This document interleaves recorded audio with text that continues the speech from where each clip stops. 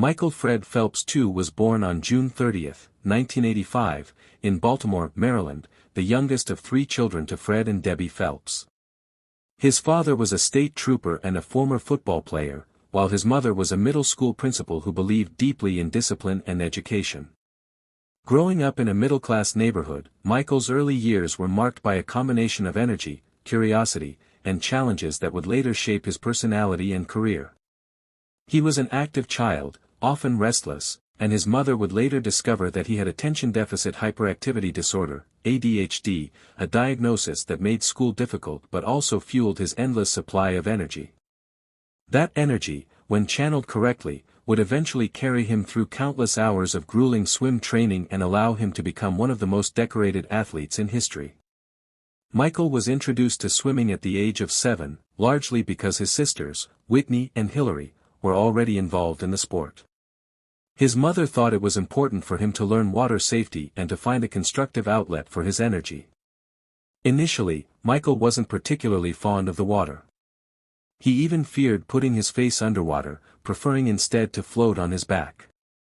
But gradually, with encouragement from his sisters and coaches, he began to develop a comfort and later an attachment to the pool. By the time he was 10 years old, he had already set a national record in his age group for the 100-meter butterfly, signaling that something special was unfolding. One of the key figures in his early life was Coach Bob Bowman, who recognized Michael's raw talent, work ethic, and mental toughness even when he was very young. Bowman was demanding, intense, and unrelenting, qualities that matched Michael's natural drive.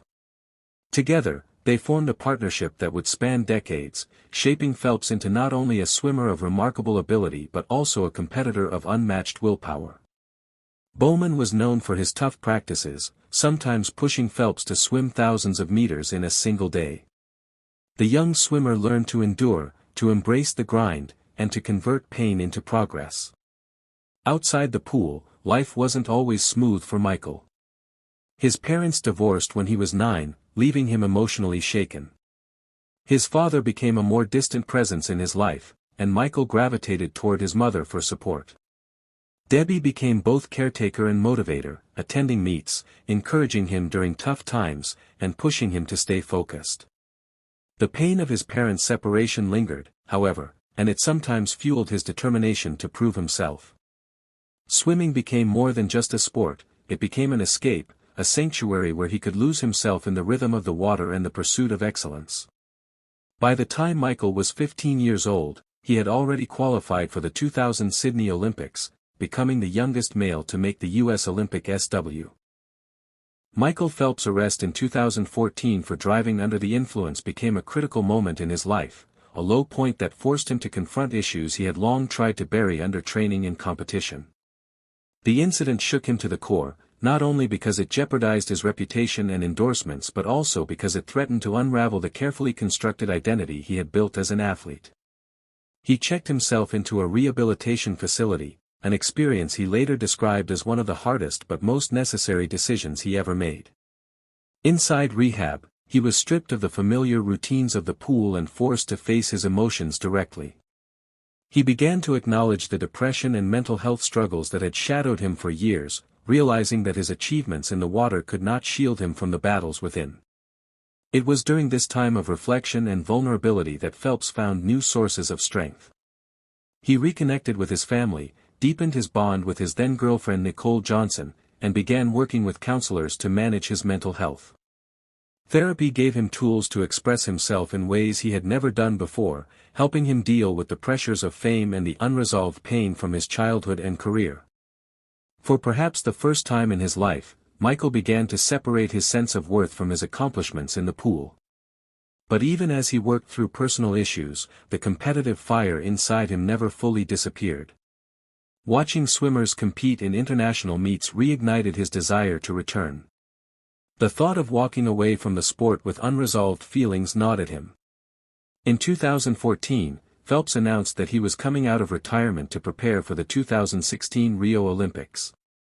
It was a decision that surprised some and excited many, because fans around the world longed to see the legend in the water again. His coach Bob Bowman, though cautious at first, agreed to guide him through another Olympic cycle, aware that this comeback had to be about more than medals, it had to be about redemption and closure. Training for Rio was different from previous years. Phelps was older now, in his late 20s, and his body required more care. He adjusted his workouts, focused heavily on recovery, and embraced a more balanced lifestyle. While he still trained with intensity, he also devoted time to his mental health and personal relationships. He and Nicole welcomed their first son, Boomer, in 2016, just months before the Games. Fatherhood gave Phelps a new perspective, grounding him in ways he had never experienced before. For the first time, he wasn't swimming just for himself or his country, he was swimming for his family, for the little boy who would one day watch the tapes of his father's races. As the Rio Games began, Phelps carried the weight of history once again. This time, however, the pressure felt different. He was no longer the invincible 19-year-old from Athens or the Unst. Life after retirement gave Michael Phelps the chance to redefine himself in ways he never had time to while competing. For more than 2 decades, his existence had been dictated by the rhythm of training and racing, the constant cycle of preparation and competition.